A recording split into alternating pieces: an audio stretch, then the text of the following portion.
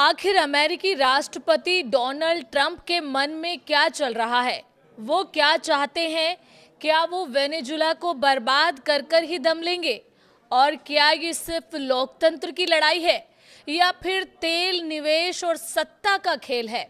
ये सवाल इसलिए क्योंकि डोनाल्ड ट्रंप ने एक बार फिर वेनेजुला पर दूसरी मिलिट्री स्ट्राइक के संकेत दिए हैं। डोनाल्ड ट्रंप की नई चेतावनी ने लैटिन अमेरिका से लेकर मिडिल ईस्ट तक हलचल मचा दी है। नमस्कार, आप देख रहे हैं न्यूज़ 18 राजस्थान का डिजिटल चैनल और आपके साथ मैं हूं वंदना त्यागी।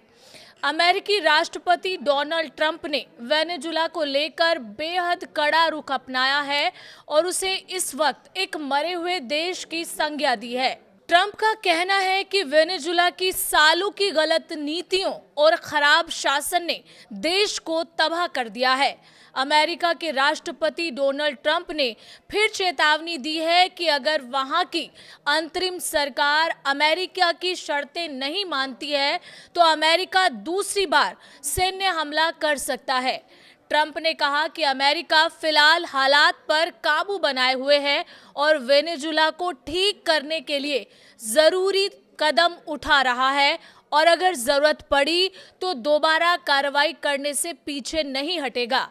डोनाल्ड ट्रंप ने कहा कि राष्ट्रपति निकोलस मादुरो को हिरासत में लेने के बाद अमेरिका की स्थिति मजबूत हो गई है। उनका सीधा बयान था, अब हालात हमारे कंट्रोल में हैं। हालांकि उन्होंने ये नहीं बताया कि वहां वास्तव में सत्ता किसके हाथ में है, लेकिन ये साफ कर दिया कि अमेरिका बैकफुट पर नहीं है। ट्रंप ने खुलासा किया है कि वो दूसरे हमले की तैयारी कर रहे थे, लेकिन उसकी जरूरत ही नहीं पड़ी। हालांकि उन्होंने ये भी साफ किया कि अगर हालात नहीं सुधरे तो दूसरा हमला एक विकल्प बना रहेगा। ट्रंप का ये बयान बताता है कि मिलिट्री ऑपरेशन अभी भी टेबल पर है, यानी चेतावनी सिर्फ शब्दों तक सीमित नहीं है।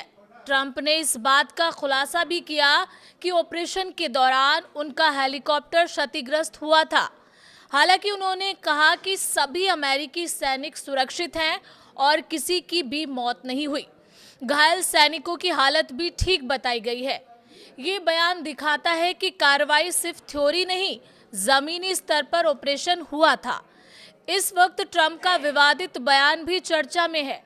ट्रंप ने वेनेजुला को इस वक्त एक मरा हुआ देश बताते हुए आरोप लगाया है कि वेनेजुला की सालों की गलत नीतियों और खराब शासन ने देश को तबाह कर दिया।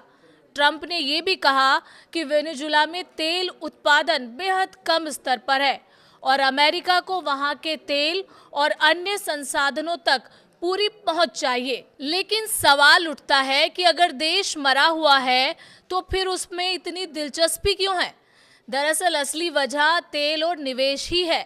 ट्रंप ने साफ कहा है कि वेनेजुला का तेल उत्पादन बेहद नीचे चला गया है। देश का तेल ढांचा पूरी तरह चरमरा चुका है। इसे दोबारा खड़ा करने के लिए बड़े निवेश की जरूरत है और ट्रंप का दावा है कि अमेरिकी तेल कंपनियां इसके लिए तैयार है। उन्होंने ये भी कहा है कि वेनेजुला का तेल इंफ्रास्ट्रक्चर पहले अमेरिकी कंपनियों ने ही बनाया था, जिसे बाद में उनसे छीन लिया गया। यानी ट्रंप के शब्दों में ये सिर्फ सुधार नहीं, पूरे निवेश की वापसी है। अब सवाल ये कि वेनेजुला आखिर पिछड़ा क्यों? ये सवाल बेहद अहम है। एक वक्त था जब वेनेजुला लैटिन अमेरिका का सबसे अमीर देश था। दुनिया के सबसे बड़े तेल भंडार यही थे, लेकिन सरकारी नियंत्रण, विदेशी कंपनियों का राष्ट्रीयकरण, राजनीतिक अस्थिरता और अंतर्राष्ट्रीय प्रतिबंध ने देश की अर्थव्यवस्था को घुटनों पर ला दिया। ट्रंप इसी कमजोरी को अवसर के रूप में देख रहे हैं। ब्रिटिश अखबार गार्जियन की रिपोर्ट के मुताबिक अमेरिका ने कैरिबियन क्षेत्र में करीब 15,000 सैनिक तैनात कर रखे हैं।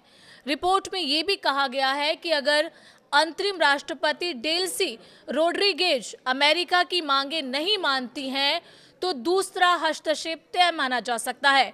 तो सवाल यही है कि क्या ये लोकतंत्र की लड़ाई है या फिर तेल, निवेश और ग्लोबल पावर का खेल? वेनेजुला आज सिर्फ एक देश नहीं बल्कि एक रणनीतिक मोहरा बन चुका है और ट्रंप के शब्दों में ये खेल अभी खत्म नहीं हुआ है। तो इस पूरे मसले पर आपकी क्या राय है, कमेंट करके ज़रूर बताएं। और अगर चैनल पे नए हैं तो सब्सक्राइब करना ना भूलें। मिलते हैं नेक्स्ट वीडियो में।